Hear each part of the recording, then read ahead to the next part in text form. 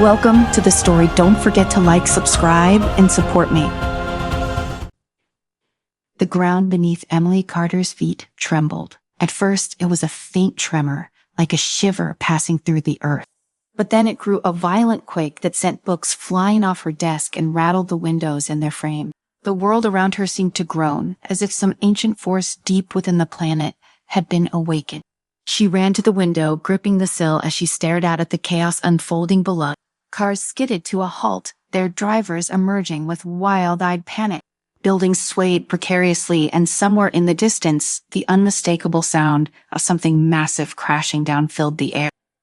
The quake was unlike anything she had ever felt before, even in her years of studying the planet's most volatile geological zone. Her phone buzzed urgently on the desk behind her, but she didn't move.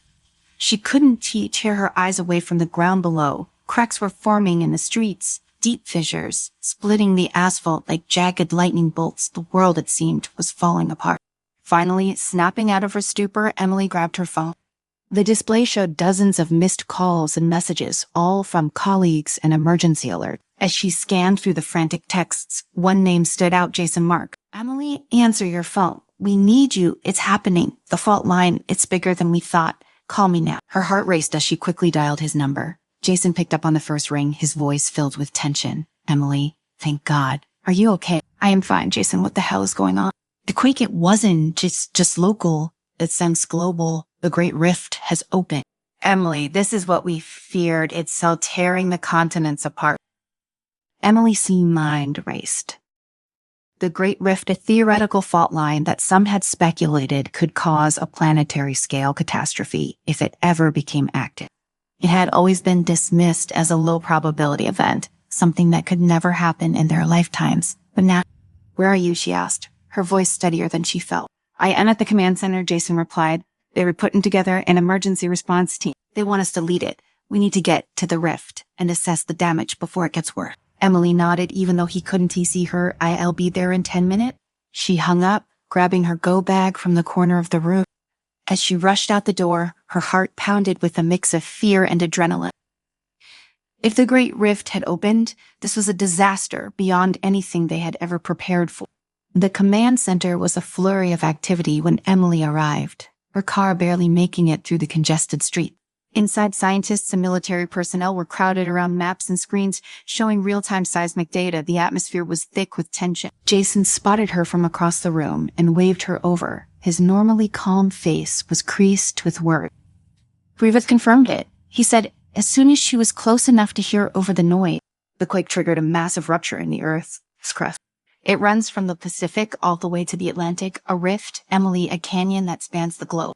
Emily inhaled sharply. "How is that even possible? That kind of split should take millions of years." Jason shook his head. "We don't know, but it's surreal, and it's growing. The tectonic plates are shifting faster than we've ever seen. If we don't stop it, the entire planet could tear itself apart." He gestured toward a large screen showing a map of the world. A thick red line snaked its way across the continents, from the west coast of the United States, through the heart of the Americas, and across the Atlantic, cutting through Europe and into Asia. The rift was an impossibility made real. "Holy," Emily muttered, her eyes tracing the line. "So what's on the plan?" Jason led her to a group huddled around a table. "This is Dr. Nadia Perez, Captain Troy Grant, Leah Summers, and Dr. Anwell Rothman. They were going to be part of our team." Nadia, a seasoned geophysicist, nodded curtly. She had the air of someone who had seen too many disasters unfold. "We need to get close to the rift, gather data, and figure out if there's any way to stabilize the plate. The initial idea is to disrupt the magma flow beneath the surface, but we won't know for sure until we reach there." Captain Grant, a tall, stoic man with military precision in his movements, spoke next. "Our biggest challenge will be getting through the terrain. The aftershocks are still coming strong and parts of the rift are unstable.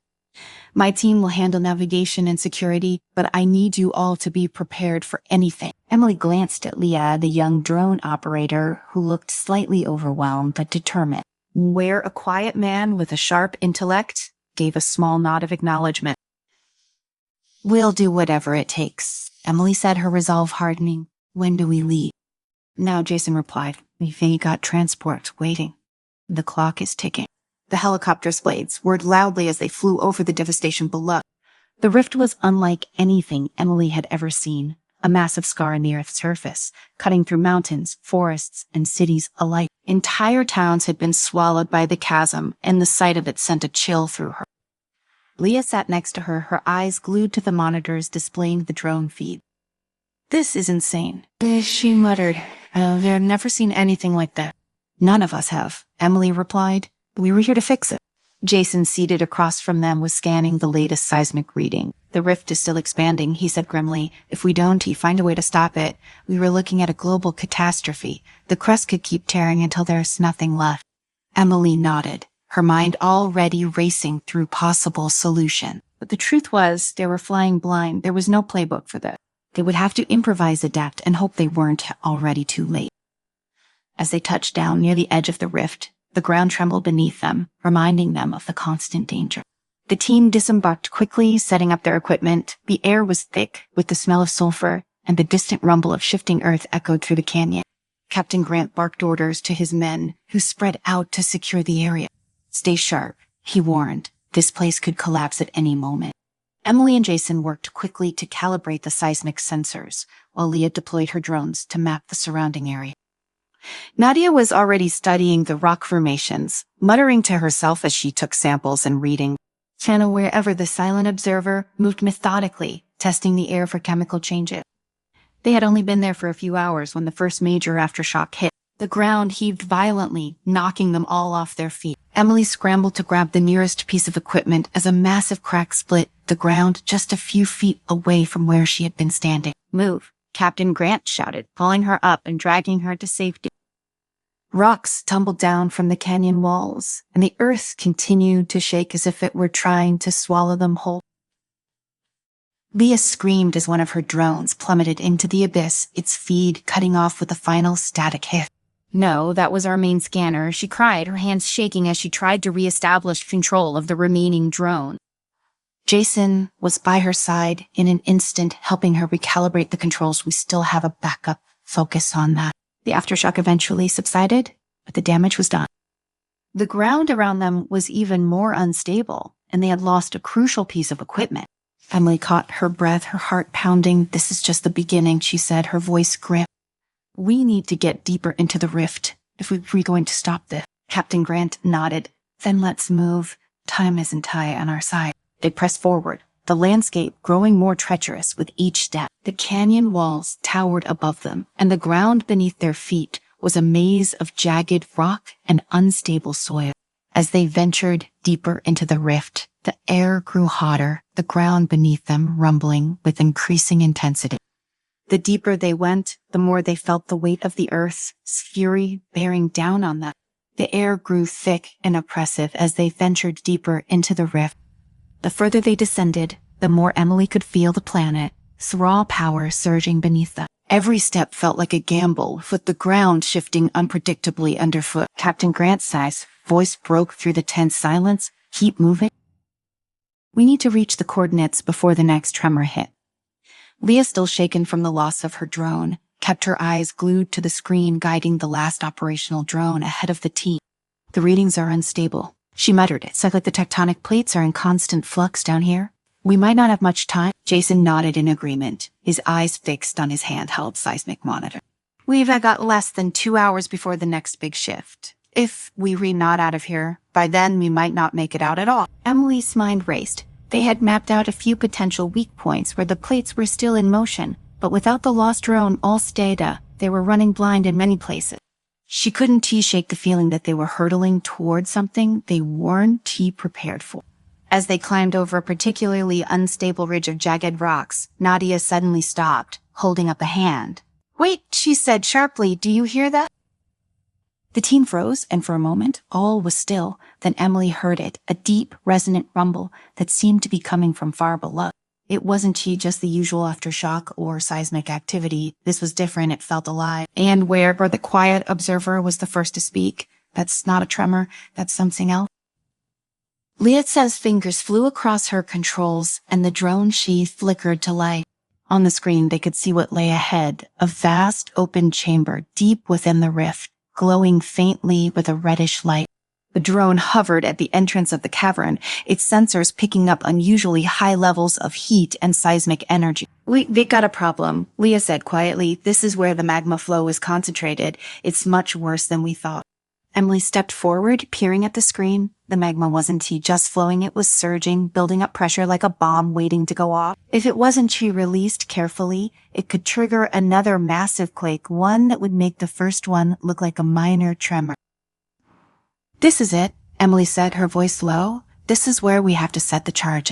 Captain Grant glanced at the drone feed, then at Emily. "How much time do we have?" "Not enough," Jason replied, scanning the data. "We'll need to plant the charges deep enough to disrupt the flow, but if we wait too long, the whole chamber could collapse." Grant's jaw tightened. "Then we go in. Now no time for second guessing." The team pressed forward, descending into the cavern with careful, deliberate movement. The heat was nearly unbearable, waves of it radiating from the magma below. Emily could feel the sweat trickling down her back, but she forced herself to stay focused. One mistake here could doom them all. Nadia and Andaware set to work immediately, directing Leah as she maneuvered the drone to drop the charges into the most critical point. Captain Grant and his men secured the perimeter, keeping a sharp eye on the increasingly unstable terrain. "We need to get these in place quickly," Nadia said, her voice tense. "The pressure is building faster than I expected." Jason was already crouched by the edge of the magma flow, adjusting the detonators almost there. He muttered, "Just a few more adjustments." A sudden tremor shook the ground beneath them, and for a moment, Emily thought the entire chamber would collapse. Rocks tumbled from the ceiling, and a deep crack split the floor. The magma surged, splashing dangerously close to where Jason was working. "Jason," Emily shouted, rushing toward him. But before she could reach him, Captain Grant grabbed her arm, pulling her back. He sung. "Fine, Grant," barked. "Focus on the mission." Jason scrambled back from the edge, his face pale but determined. "Charges are set," he said breathlessly. "We need to get out of here now." Emily's heart pounded as they began their retreat, moving as fast as they dared over the uneven, crumbling ground. The tremors were growing stronger, and the rumbling from the magma chamber was reaching a deafening pitch. Captain Grant led the way, his voice steady despite the chaos around them. "Keep moving. We're almost there." Suddenly, a massive crack split the ground directly in front of them, cutting off their escape route. The chasm yawned wide, glowing red with the heat of the magma below. "We're trapped," Leah cried, panic rising in her voice. "No, we're not," Captain Grant growled. He grabbed a length of rope from his pack and secured it to a nearby rock formation. "We're going over." One by one, the team followed his lead, crossing the chasm on the rope, with the ground shifting and shaking beneath them. Emily's hands burned as she gripped the rope tightly, her muscles straining with the effort. She could feel the heat rising from the magma below, the threat of death, a constant presence just beneath her feet. As the last of them crossed, another tremor hit, this one even more violent than before. The ground behind them collapsed into the magma, sending a shower of molten rock into the air. "We need to blow the charges now," Jason shouted over the noise. Emily nodded, pulling the remote detonator from her pack. Her fingers hovered over the button for a split second, and then she pressed it. The explosion was deafening, a shockwave that rippled through the ground beneath them. The entire cavern seemed to shake, and for a moment, Emily thought the whole rift would come down on their head. But then the rumbling began to subside, the magma self-violent surges calming as the pressure was released. "It worked," Jason said, his voice filled with disbelief. "It actually worked." The team stood in stunned silence, watching as the magma flow slowed to a manageable pace. The ground beneath their feet was still unstable, but the worst of the danger seemed to have passed. Captain Grant was the first to break the silence. "We were let out of the woods yet. Let's get the hell out of here." They moved quickly, making their way back toward the surface. The journey was no less perilous than their descent, but now there was a sense of urgency that drove them forward. The rift was still dangerous, still growing in places, but for the moment they had bought the earth some time. As they neared the surface, Emily allowed herself to take a deep breath. They had done it against all odds. They had found a way to stabilize the rift, to prevent the earth from tearing itself apart. But as they reached the top of the rift and looked out over the devastated landscape, Emily knew their work was far from over. The rift might be stable for now, but the planet was still fragile, and the scars of this disaster would be felt for generations to come. Captain Grant stood beside her, his face unreadable as he surveyed the destruction. "We did what we had to do," he said quietly, "but this is just the beginning." Emily nodded, her thoughts already racing toward the future. There would be more challenges ahead, more disasters to prevent, more lives to save. But for now they had survived, and that in itself was a victory.